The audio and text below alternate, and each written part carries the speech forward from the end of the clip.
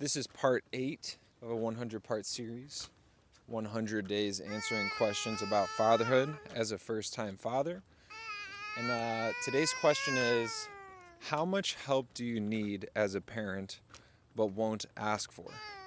And especially as a first-time parent, I think this question is very relevant because a lot of parents, I think, are unwilling to ask for help. Shortly before Francis was born, Kat and I had to come to a decision because our lease was going to be up about 2 months after his due date.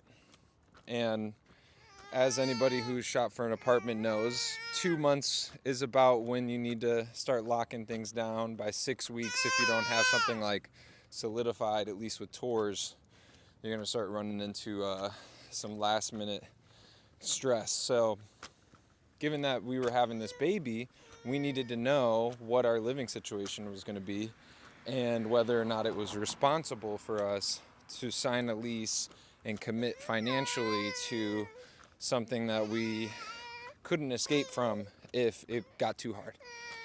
So we ended up making the decision to move out of our apartment back out into the suburbs to live with my mother-in-law.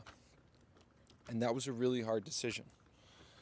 In 2015, I moved out of the house after graduating high school and went down to college. And of course, I still was a beneficiary of some financial support from my parents, but I had never lived under a roof of a parental guardian or parent again. So for 10 years, I got to do what I wanted and sleep on the couch and stay up until 4 and invite people over whenever. And, maybe that wasn't my MO once I moved out of college, but still, moving back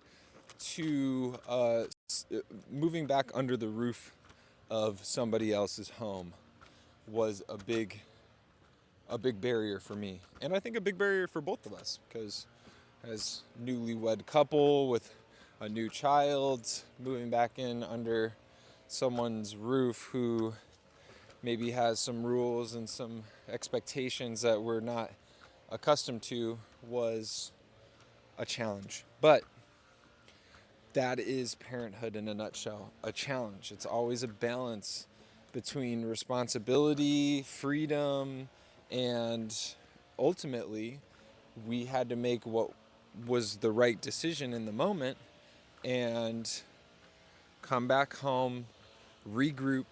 Now we're saving financially thousands of dollars a month while we can still explore and solidify these kind of final steps with our career decisions.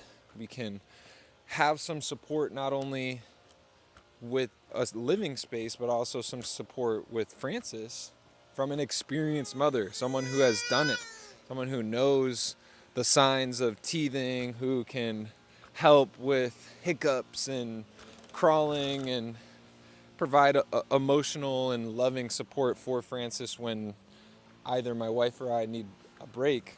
So ultimately, to answer the question, how much help do you need but won't ask for? I think the sky is the limit.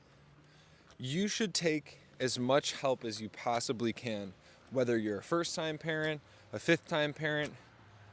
If you have someone or someones who love you, believe in you, want to see you succeed, why not at least ask for support? And that's something that we had to do as first-time parents. This is part 8.